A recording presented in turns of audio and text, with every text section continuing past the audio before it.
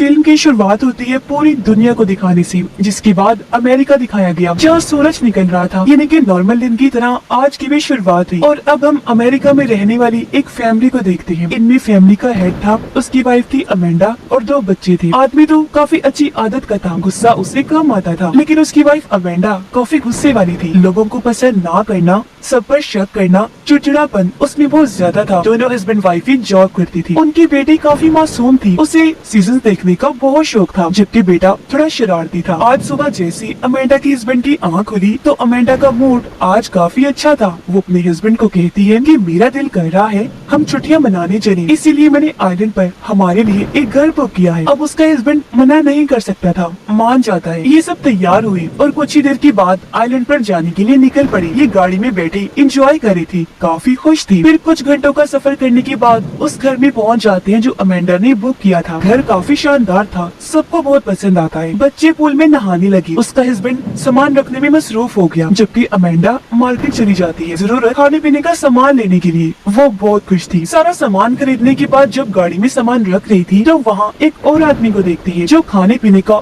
बहुत सारा सामान गाड़ी में रख रहा था। ये एक पूरी फैमिली के लिए बहुत ज्यादा खाना था। ऐसा लग रहा था जैसे दुनिया खत्म होने वाली हो और ये उसकी तैयारी कर रहा हो। अब ये चीज अमेंडा को अजीब तो लगी, लेकिन वो उससे बिना कोई बात कहे वहाँ से चली जाती है। घर आने के बाद ये फैमिली तैयार हुई और बीच पर चले जाती है। ये सुकून से वहाँ बैठकर एंजॉय कर रही थी, जहाँ तभी इनकी नजर एक काफी बड़ी शिप पर गई जो समंदर में इनसे काफी दूर थी। ये सोचते हैं कि वो अपना रास्ता बदल देगी, पर 2 घंटे के बाद भी वो शिप उसी जगह पर ही रही, बल्कि अब तो और मजीद आगे आ गई। इन्हें अजीब लगा, पर धीरे धीरे शिप और करीब आती गई। ये घबरा जाती है, समझ गई थी कि कोई गड़बड़ है, इसलिए अमेंडा का हस्बैंड सबको वहाँ से भागने का कहता है। घबराते हुए सब इधर उधर भागने लगे और बीच पर एक ही पल में हंगामा मच गया। शिप तो अभी भी नहीं रुकी, वो समंदर से बाहर ही आ गई, फिर बीच पर आकर रुक जाती है। ऐसा लग रहा था जैसे उसे कोई कंट्रोल ही ना कर रहा हो। ये हादसा बहुत अजीब था। कुछ ही देर में पूरे बीच को खाली कर दिया गया। एक गार्ड से इन्हें पता चला कि सिस्टम में किसी गड़बड़ी की वजह से ऐसा हुआ। ये न सिर्फ इस शिप के साथ बल्कि और भी कई सारी शिप्स के साथ हो चुका है। ये फैमिली यहाँ से सीधा घर गई। तब पता चला कि इंटरनेट भी नहीं आ रहा और तो टीवी पर भी कोई चैनल नहीं आ रहा था। ये अपने लिए ऑनलाइन खाना नहीं मंगवा सकती थी, इसलिए जो था वही खाकर अपना गुजारा करती है। रात को बच्चे सो गए, जबकि अमेंडा और उसका हस्बैंड नीचे शराब पी रही थी, जहाँ अचानक इनके दरवाजे पर दस्तक हुई। ये चौंक गई, ये कौन हो सकता है। इन्होंने जब दरवाजा खोला तो सामने स्कॉट नाम का एक आदमी और उसकी बेटी खड़ी थी। दोनों हस्बैंड वाइफ काफी हैरान हुई, क्योंकि इस तरह किसी अजनबी का उनके घर आना काफी अजीब था। स्कॉट अमेंडा को कहता है, मैडम ये घर मेरा है, आपकी मुझसे ही बात हुई थी ऑनलाइन। पर अमेंडा को शक हो रहा था क्योंकि उनकी कॉल पर बात नहीं हुई थी। स्कॉट कहता है, क्या हम अंदर आ सकते हैं, जिस पर अमेंडा का हस्बैंड उन्हें घर के अंदर ले आया। स्कॉट उन्हें बताता है कि हम शहर में रहते हैं, पर वहाँ अचानक पावर चली गई है, हर जगह अंधेरा छा गया है। मैं आप लोगों से ये कहना चाहता हूँ कि मुझे पता है आप यहाँ छुट्टियाँ मनाने आए हैं, आप लोगों ने पैसे दिए हैं, तो हम आपको जाने के लिए नहीं कह रहे, बस हम भी यहाँ रहना चाहते हैं। आपको तंग नहीं करेंगे, बेसमेंट में ही सो जाएंगे, यहाँ तक कि मैं आप लोगों को पैसे भी दे दूंगा। और अब वो उनके $1000 वापिस कर देता है। अमेंडा के हस्बैंड को तो उन पर कोई शक नहीं था, वो मान गया कि ये लोग यहाँ रह ले। पर अमेंडा इतनी आसानी से मानने वाली नहीं थी। वो उनसे कहती है कि मैं आपको यहाँ रहने की इजाजत नहीं दे सकती, क्योंकि अजनबियों के साथ रहने में मुझे मसला है। पर जब दोनों हस्बैंड वाइफ अकेले में बात करने गई तो अमेंडा कहती है कि मुझे उन पर शक है, वो यहाँ गलत इरादे से आए हैं। उसका हस्बैंड कहता है कि वो मुसीबत में है, हमें उनकी मदद करनी चाहिए, मुझे नहीं लगता कि वो हमें कोई नुकसान पहुँचाएंगे। अच्छा एक काम करती है, आखिरी बार मैं उनसे बात करता हूँ, मुझे अगर कहीं भी कोई गड़बड़ी लगी तो मैं उन्हें यहाँ से जाने का कह दूंगा। इसलिए ये लोग एक बार फिर उनसे बात करने लगते हैं। स्कॉट काफी अच्छे से इनसे बात करता है। ये नहीं लग रहा था कि वो कोई खतरनाक आदमी है, बल्कि वो तो अंदर से थोड़ा घबराया हुआ था। इन्हें जब यकीन हो गया तो अमेंडा मान जाती है। तभी स्कॉट की बेटी टीवी चलाती है, हर जगह बस इमरजेंसी ब्रॉडकास्ट लिखा आ रहा था। इससे ये बात तो साफ हो गई कि स्कॉट सच कह रहा था कि पावर चली गई, ना इंटरनेट आ रहा था और ना ही कोई चैनल चल रहा था। इन लोगों को पक्का यकीन हो गया था कि सच में कोई गड़बड़ जरूर है। सारे बिगड़ते हालात इन्हें उलझन में डाल रही थी। स्कॉट एक गवर्नमेंट ऑफिसर था, इसीलिए उसे कहीं ना कहीं शक था कि सूरत हाल क्या है। यही वजह थी की परेशानी उसके चेहरे से साफ नजर आ रही। अगली सुबह अमेंडा की बेटी कहती है, मामा मैंने अगला एपिसोड देखना है, इंटरनेट नहीं आ रहा, आप कुछ करिए। अब जब अमेंडा ने अपना फोन चेक किया तो वहाँ कुछ इमरजेंसी खबरें आई हुई थी। वो जैसे ये अपने हस्बैंड को दिखाती है वो गायब हो गई। उसका हस्बैंड कहते हैं कि शायद पूरे सिस्टम को किसी ने हैक कर लिया है, जबकि अमेंडा को बस एक ही फिक्र थी कि हमारे घर में दो अजनबी हैं। अमेंडा का हस्बैंड कहते हैं कि मैं जरा बाहर जा रहा हूँ, शायद वहाँ कोई बता दे कि ये सब क्या हो रहा है। उसके जाने के बाद स्कॉट और उसकी बेटी भी जा गई। जब बाहर आई तो अमेंडा उन्हें भी बता देती है कि मेरे मोबाइल पर इमरजेंसी खबरों का नोटिस आया था, जो सुनकर स्कॉट काफी चौंक गया। फिर अमेंडा परेशान होते हुए कहती है कि क्या हालात काबू हो रहे हैं। स्कॉट मुस्कुरा कर कहता है कि नहीं, मुझे उम्मीद है जल्द सब कुछ ठीक हो जाएगा। वो फिर उन्हें बताता है कि काफी सालों पहले भी इस तरह के हालात हुए थे, वो एक वायरस की वजह से था जो 2 लड़कों ने फैलाया था, और मेरे ख्याल से ये जो चल रहा है इतना बड़ा मसला नहीं है, इसका भी कोई हल निकल आएगा। अब स्कॉट को देखने से साफ लग रहा था कि वो इन्हें तसल्ली दे रहा है, क्योंकि वो नहीं चाहता था कि ये फैमिली और मेरी बेटी डर जाए। पर हालात को देखने से अंदाजा हो गया कि कोई बहुत बड़ी गड़बड़ थी। स्कॉट की वाइफ प्लेन से कहीं जाने वाली थी, इसलिए स्कॉट और उसकी बेटी को काफी फिक्र थी, क्योंकि कोई भी सिस्टम नहीं चल रहा था, तो उन्हें घबराहट हो रही थी। अमेंडा की बेटी जब बाहर अकेली थी तो यहाँ पर कुछ हिरन आ जाते हैं, जो एक एक करके सैकड़ों की तादाद में वहाँ आकर खड़े हो जाते हैं। ये बात भी काफी अजीब थी, क्योंकि जानवर कभी भी इस तरह का बर्ताव नहीं करते। मदद के लिए स्कॉट अपने पड़ोसी दोस्त के घर जाता है, पर वहाँ सामान बिखरा पड़ा था, घर में कोई था भी नहीं। अमेंडा का हस्बैंड जब रास्ते में था तो जीपीएस ने काम करना बंद कर दिया था, जिस वजह से वो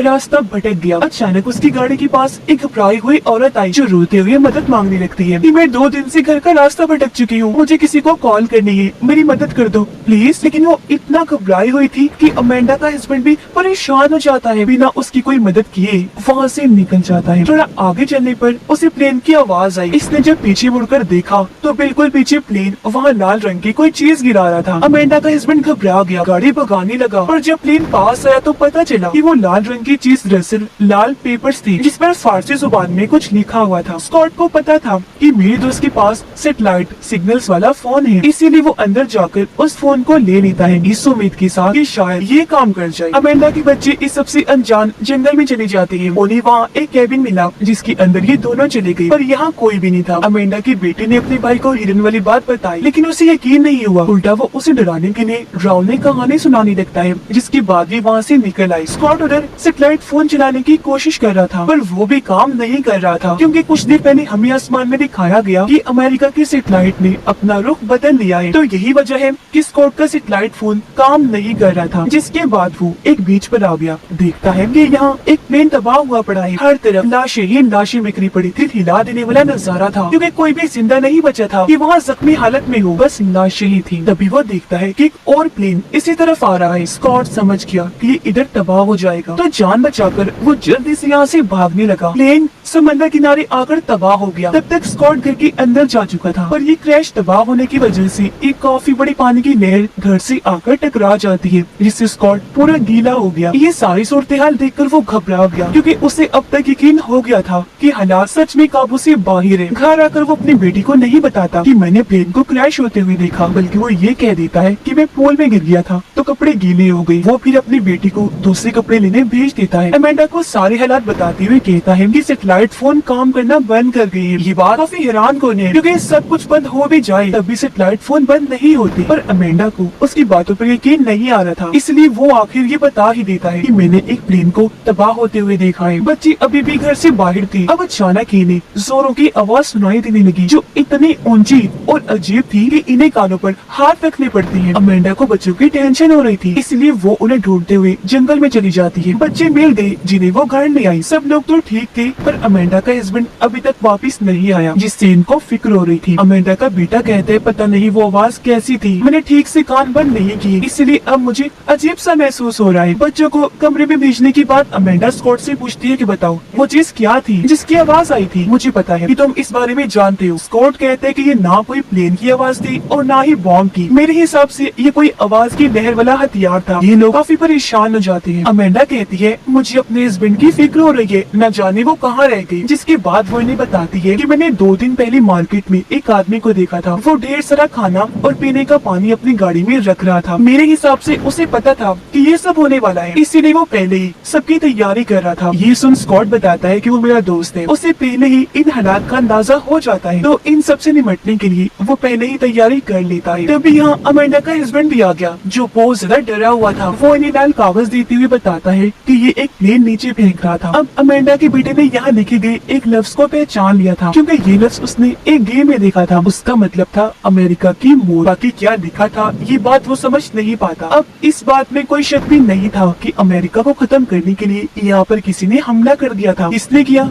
ये पता नहीं होता। ये फैमिली काफी डर गई थी, तो बचने के लिए अमेंडा और उसका हस्बैंड अपने बच्चों को लेकर यहाँ से शहर जाने का फैसला करते हैं। पर स्कॉट उन्हें समझाता है कि तुम मत जाओ, क्योंकि शहर के हालात बहुत बदतर होंगे। तुम यही रुको, ये जगह तुम्हारे लिए बिल्कुल महफूज है। वो दोनों स्कॉट की बात नहीं मानती, गाड़ी में बैठकर निकल जाती है। पर सड़क पर आकर इन्होंने देखा कि वहाँ पर बहुत सारी गाड़ियाँ खड़ी हैं, क्योंकि अचानक की गाड़ियाँ बेकाबू हुई और एक दूसरे से टकरा गई। तो आगे जाने का रास्ता गाड़ियों ने ब्लॉक कर दिया था। गाड़ियों के साथ अचानक ये सब होने की वजह भी सिस्टम में खराबी थी। तभी पीछे से एक और गाड़ी आने लगी, इसलिए अमेंडा जल्दी से अपनी गाड़ी में आकर बैठ जाती है। वो जल्दी से गाड़ी को साइड में करती है और ऐसे इनकी जान बाल बाल बचती है। अब कोई और रास्ता नहीं था, इसलिए ये वापस स्कॉट के घर आ जाते हैं। अमेंडा का हस्बैंड और स्कॉट की बेटी दोनों मिलकर बातें करने लगती है, जबकि अमेंडा को स्कॉट बताता है कि मेरा एक दोस्त बहुत बड़े बड़े प्रोजेक्ट्स पर काम करता है, इस वजह से वो काफी अमीर है। उसे भी इन हालात का अंदाजा पहले ही हो जाया करता था, जिस वजह से सारी तैयारी उसने की हुई थी। इन हालात का सामना करने के लिए उसने आलीशान घर बनवाए थे, जिनके अंदर बहुत सारी सहूलतें हैं। ये कुछ और बातें करने के बाद अपना मूड ठीक करने के लिए म्यूजिक लगा देती है, डांस करती है। अमेंडा के हस्बैंड और स्कॉट की बेटी को अचानक अजीब सी आवाज सुनाई दी। ये जब जाकर चेक करती है तो वहाँ बहुत सारे फ्लेमिंगोस थे, जो एक तरह का परिंदा है। अब अचानक ये हो जाना भी काफी अजीब था। और अब एक बार फिर से वही तकलीफदेह आवाज जोरों से आने लगी। ये लोग फिर से कानों पर हाथ रख के सर पकड़ के बैठ जाती है, पर इस आवाज का जोर इतना था कि घर की कुछ चीजें भी टूट जाती हैं। काफी देर के बाद जाकर वो आवाज बंद हुई, पर अब सारे ही लोग काफी डर गए होते हैं। इसलिए अमेंडा की फैमिली सब एक ही बेड पर सो जाती है, जबकि स्कॉट और उसकी बेटी सुबह जैसे हुई ये अजीब चीज देखने को मिली कि अमेंडा के बेटे के दांत एक एक करके गिरने लगते हैं, जिस वजह से अमेंडा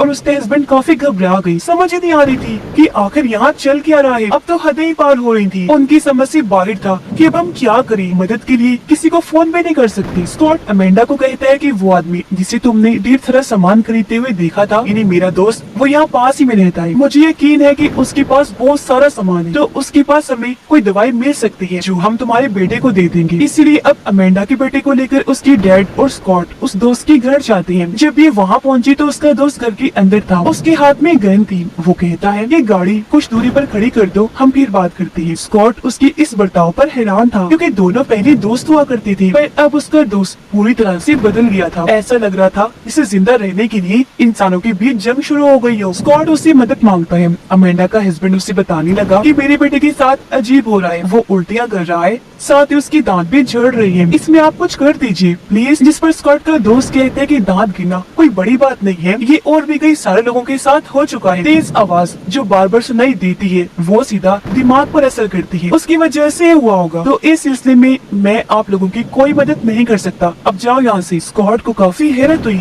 वो कहता है ये तुम कैसी बातें कर रहे हो, भूल गए हम दोस्त हैं। उसने जवाब दिया वो सारी बातें पुरानी हो चुकी है स्कॉट, और अब सब कुछ बदल चुका है। हम लोगों पर हमला हो चुका है, यहाँ एक जंग छिड़ गई है, और मुझे जो ठीक लगेगा मैं वही करूँगा। मैं अपनी फैमिली को बचाना चाहता हूँ और तुम अपनी, तो बताओ मैं क्या करूँ। इस बात पर स्कॉट को गुस्सा आ गया। दोनों के बीच बहस छिड़ गई, जो इतनी बढ़ गई कि ये एक दूसरे पर गन तान लेते हैं। पर अमेंडा का हस्बैंड इनके बीच में आकर दोनों को समझाता है। फिर स्कॉट के दोस्त से मिन्नतें करने लगा कि प्लीज हमारी मदद कर दो, अगर आप मेरी जगह होती तो क्या करती, मैं तो आपकी मदद कर देता, मैं आपको पैसे भी देने को तैयार हूँ। ये सुनकर स्कॉट का दोस्त कहते हैं कि जब दुनिया ही नहीं रहेगी, गवर्नमेंट नहीं रहेगी, कोई कानून ही नहीं रहेगा, तो ये पैसा किस काम आएगा। और अब यहाँ वो इनकी मदद कर देता है, इन्हें अमेंडा के बेटे के लिए दवाई दे देता है। और उसने ये भी बताया कि ये काम मेरे ख्याल से कोरियंस का है, या चाइनीज का है, या फिर ईरान का भी हो सकता है, या फिर किसी और दुश्मन मुल्क का, क्योंकि अमेरिका ने इतने सालों में बहुत सारे दुश्मन बना लिए हैं, जो सब एक होकर अमेरिका के खिलाफ खड़े हैं। पर यहाँ किसी के पास भी सही जानकारी नहीं थी। फिर अब दवाई लेने के बाद अमेंडा का हस्बैंड और स्कॉट गाड़ी में बैठ जाते हैं। यहाँ स्कॉट उसे बताता है कि सारे हालात को देखकर मैं पहले ही समझ गया था कि ऐसा होने वाला है। अमेंडा का हस्बैंड पूछता है कि क्या मतलब है तुम्हारा, इस पर वो कहते हैं कि कोई दुश्मन मुल्क अमेरिका का खात्मा करना चाहता है, जब भी उसने ऐसे हालात पैदा कर दिए। क्योंकि जब भी किसी मुल्क को खत्म करना होता है तो उसके लिए 3 चालों वाली गेम खेली जाती है। पहली चाल कि अगर किसी भी मुल्क की गवर्नमेंट को लोगों से तोड़ना हो तो उन्हें बिल्कुल अलग अलग कर दो, यानी कि उनकी कम्युनिकेशन सिस्टम,